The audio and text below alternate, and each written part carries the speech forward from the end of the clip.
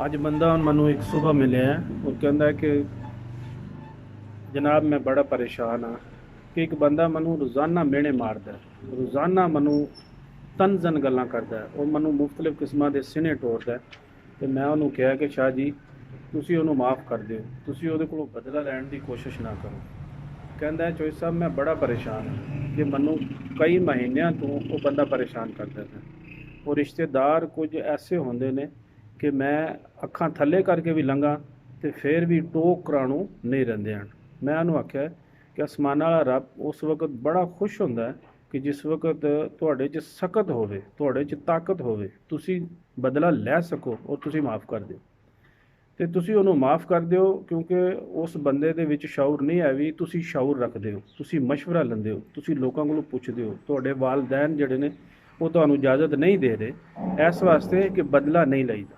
ਅਗਰ ਬਦਲਾ ਲੈਣਾ ਹੁੰਦਾ ਤੇ ਫਿਰ ਤੁਸੀਂ ਕਿਸੇ ਕੋਲੋਂ ਮਸ਼ਵਰਾ ਨਹੀਂ ਸੀ ਲੈਣਾ, ਤੁਸੀਂ ਬਦਲਾ ਲੈ ਲੈਣਾ ਸੀ। ਲੇਕਿਨ ਤੁਸੀਂ ਅੱਲਾ ਵਾਸਤੇ ਉਹਨੂੰ ਮਾफ़ ਕਰ ਦਿਓ ਕਿ ਅੱਲਾ ਦੇ ਬੰਦਿਓ ਲੋਕਾਂ ਕੋਲੋਂ ਇਸ ਕਿਸਮ ਦਾ ਕਿਸੇ ਨੂੰ ਮਜਬੂਰ ਨਾ ਕਰੋ कि लोग तंग पिया तो फिर जंग पिया। जिस वक्त बंदा परेशान होंदा है, जदों बंदा ज़रूरत तो ज़्यादा किसी को परेशान करो तो फिर वो बदला लैनों नहीं हटन लिया। लिहाजा इस तरह के कोई काम ना करो जिहदे विच वो बंदा मजबूर हो जाए। तो एक बंदा साडा एक जानने वाला वो उन्होंने जनाब मेरी वक़्त दा वो फ़रौन सी, हर बंदे नाल अड़दा सी, हर बंदे नाल जनाब मेरी कब्ज़ा करदा सी, लोकां दीयां धीआं भैणां महफूज नहीं सन। ते वक़्त ने फिर उन्होंने उस जगह के उत्ते लैन दा कि एक वक्त आया कि उन्होंने बीमारियां ने घेर लिया, उहदे रिश्तेदार उन्होंने छड्ड गए और फिर एक दिन इन्ना बीमारी के आलम विच सी कि उहदा पता लैण वाला भी कोई बंदा नहीं सी। वो जिहड़े नाल उहदे फिरदे सी, टुरदे सी, जांदे सी, आउंदे सी, वो सारे उन्होंने छड्ड गए।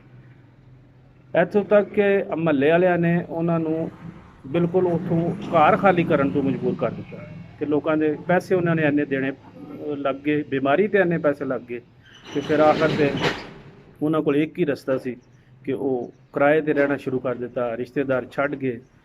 तो मैं कहना कि भी ऐसी नौबत आवन तो पहला लोगों को परेशान ना करो कि अल्लाह की लाठी बड़ी बेआवाज़ है और अल्लाह बदला लै लैंदा है, भावें वो दुनिया के लिए या आखरत के लिए। जुल्म ही होंदा है। तो साड़ी अपील है कि भाई तुसी लोगों को परेशान ना करया करो। अगर कोई तुहाडे कोलों खामोशी नाल गुजरदा है या तुहाडी इज्जत करदा है, कुछ लोगों को बड़ी बीमारी होंदी है कि तुसी उन्हां नूं जिन्नी मर्जी इज्जत दिओ उन्हां नूं इज्जत रास नहीं होंदी। उन्हां हमेशा ही तुहाडे बारे च बुरी सोच रखनी। लिहाजा उन्हां दे बारे च मत सोचो, तुसी अगे निकलो, तुसी अपनी सोच सही रखो और अल्लाह ताला तुहाडी इंशाअल्लाह ज़रूर मदद करेगा। वो वक्त दूर नहीं कि जदों अल्लाह ताला गैब दे खजाने खोल दिंदा और फिर तुहानूं समझ भी नहीं रलदी कि अल्लाह किस तरह मदद करदा है।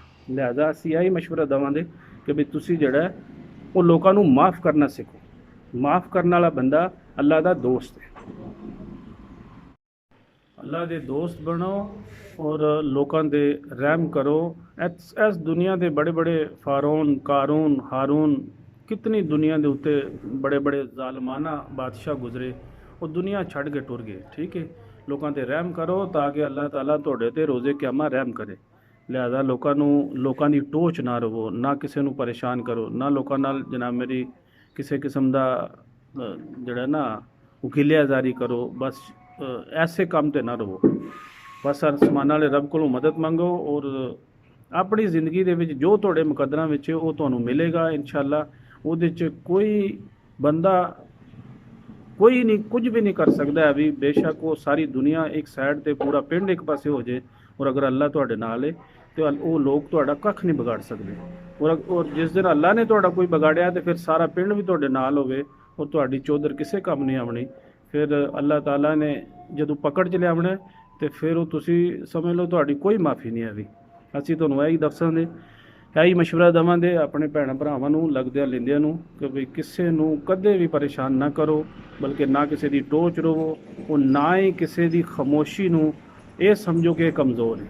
हो सकता है कि उन्हें तुहाडा फैसला अल्लाह कोले छड्ड दे और जिस वक्त फैसला अल्लाह की अदालत दे विच कोई छड्ड दिंदा है तो फिर अल्लाह खूब फैसले करदा है। ज़रूरी नहीं कि उस दिन तुहानूं कोई सज़ा दी जाए। कई साल गुजर जाते हैं, कई सदियां गुजर जांदियां ने, आखिर एक दिन तुहानूं उहदा हिसाब देना ही पैंदा है। तो लिहाजा किसी नूं बेवजह बेतुका बेमकसदा किसी नूं परेशान ना करो और ना ही किसी की टोच रवो। ਤੁਸੀਂ ਉਹਨਾਂ ਤੇ ਰਹਿਮ ਕਰੋ, ਬਲਕਿ ਤੁਸੀਂ ਅੱਲਾਹ ਤੇ ਇੰਨਾ ਯਕੀਨ ਰੱਖੋ ਕਿ ਬਈ ਜੋ ਮੇਰੇ ਮੁਕੱਦਰਾਂ 'ਚ ਉਹ ਮੇਰਾ ਹੈ, ਉਹ ਜੋ ਉਹਦੇ ਵਿੱਚ ਉਹ ਉਹਦਾ ਹੈ। ਇਹ ਫੈਸਲੇ ਅੱਲਾਹ ਦੇ ਅਸਮਾਨਾਂ ਵਾਲੇ ਰੱਬ ਕੋਲੇ ਹੁੰਦੇ ਨੇ। ਤੁਸੀਂ ਆਪਣੇ ਘਰ ਦੇ ਵਿੱਚ ਨਜ਼ਰ ਦੜਾਓ ਦੇ ਤੇ ਆਪਣੇ ਘਰ ਦੇ ਜੀਆਂ ਦੇ ਨਸੀਬ ਦੇਖੋ ਕਿ ਅਗਰ 2 ਭਾਈ ਨੇ, 4 ਭਾਈ ਨੇ, 6 ਭਾਈ ਨੇ ਤੇ ਸਾਰਿਆਂ ਦੇ ਆਪਣੇ ਆਪਣੇ ਮੁਕੱਦਰ ਨੇ। ਅਗਰ 2 ਭੈਣਾਂ ਨੇ ਤੇ ਉਹਨਾਂ ਦੇ ਆਪਣੇ ਆਪਣੇ ਨਸੀਬ ਨੇ। ਉਹ ਜਿੱਥੇ ਜਾਂਦੀਆਂ ਨੇ ਆਪਣਾ ਨਸੀਬ ਨਾਲ ਲੈ ਕੇ ਜਾਂਦੀਆਂ ਨੇ। ਉਹ ਜਿੱਥੇ ਉਹਨਾਂ ਦੀ ਸ਼ਾਦੀ ਹੁੰਦੀ ਹੈ ਉਹ ਨਸੀਬ ਵੀ ਨਾਲ ਲੈ ਜਾਂਦੀਆਂ। ਠੀਕ ਹੈ, ਤੇ ਇਹ ਜ਼ਰੂਰੀ ਨਹੀਂ ਹੈ ਵੀ ਕਿ ਵੀ ਕੋਈ ਕੀ ਕਰਦਾ ਹੈ। ਤੁਸੀਂ ਆਪਣੀ ਫਿਕਰ ਕਰੋ ਔਰ ਇਨਸ਼ਾਅੱਲਾ ਤੁਹਾਡੀ ਫਿਕਰ ਹੀ ਰੋਜ਼ੇ ਕਿਆਮਤ ਤੁਹਾਡੀ ਕੰਮ ਆਉਣੀ ਹੈ। ਲੋਕਾਂ ਦੀ ਫਿਕਰ ਛੱਡ ਦਿਓ। ਠੀਕ ਹੈ, ਲੋਕਾਂ ਵਾਸਤੇ ਦੁਆ ਕਰਿਆ ਕਰੋ, ਲੋਕਾਂ ਵਾਸਤੇ ਮਦਦ ਦਾ ਫਰਿਸ਼ਤੇ ਬਣੋ ਕਿ ਲੋਕਾਂ ਦੀ ਮਦਦ ਕਰ ਸਕਦੇ ਹੋ ਤੇ ਮਦਦ ਕਰੋ, ਨਹੀਂ ਤੇ ਖਾਮੋਸ਼ ਰਹੋ। ਕੋਈ ਕਿਸੇ ਬੰਦੇ ਦਾ ਕੁਝ ਨਹੀਂ ਕਰ ਸਕਦਾ ਜਦ ਤੱਕ ਅੱਲਾ ਨਾ ਚਾਹੇ। ਠੀਕ ਹੈ, ਤੇ ਸਾਡੀ ਅਪੀਲ ਹੈ ਤੇ ਤੁਹਾਡੇ ਵਾਸਤੇ ਅਸੀਂ ਕਿੰਨੀਆਂ ਬਿਹਤਰੀਨ ਗੱਲਾਂ ਲੈ ਕੇ ਆਉਂਦੇ ਹਾਂ, ਲੋਕਾਂ ਕੋਲੋਂ ਪੁੱਛਦੇ ਹਾਂ, ਮਸ਼ਵਰੇ ਲੈਂਦੇ ਹਾਂ। ਤੇ ਸਾਡੀ ਇਹ ਰਿਕਵੈਸਟ ਹੈ ਕਿ ਵੀ ਸਾਡੇ ਇਸ ਚੈਨਲ ਨੂੰ ਜਨਾਬ ਮੇਰੀ ਸਬਸਕ੍ਰਾਈਬ ਵੀ ਕਰੋ, ਫਾਲੋ ਵੀ ਕਰੋ, ਲਾਈਕ ਵੀ ਕਰੋ, ਤਾਂ ਕਿ ਇਹ ਤੁਹਾਡੀ ਤਰਫੋਂ ਸਾਡੇ ਵਾਸਤੇ ਮੁਹੱਬਤ ਹੈ। ਜਿਹੜਾ ਅਸੀਂ ਤੁਹਾਡੇ ਨਾਲ ਮੁਹੱਬਤ ਕਰਨੇ ਆ, ਉਹ ਤੁਹਾਡੇ ਵਾਸਤੇ ਟਾਈਮ ਕੱਢਨੇ ਆ। ਤੇ ਤੁਹਾਡੀ ਮੁਹੱਬਤ ਹੈ ਕਿ ਸਾਡੇ ਚੈਨਲ ਨੂੰ ਜਿੰਨਾ ਤੁਸੀਂ ਫੈਲਾਓਗੇ, ਸਬਸਕ੍ਰਾਈਬ ਕਰੋਗੇ, ਉਹ ਹੀ ਸਾਡੇ ਵਾਸਤੇ ਸਮਝ ਲਓ ਕਿ ਤੁਹਾਡੇ ਵੱਲੋਂ ਇਹ ਹੀ ਤੋਹਫਾ ਹੈ। ਠੀਕ ਹੈ ਜੀ, ਅੱਲਾ ਦੇ ਵਾਲੇ।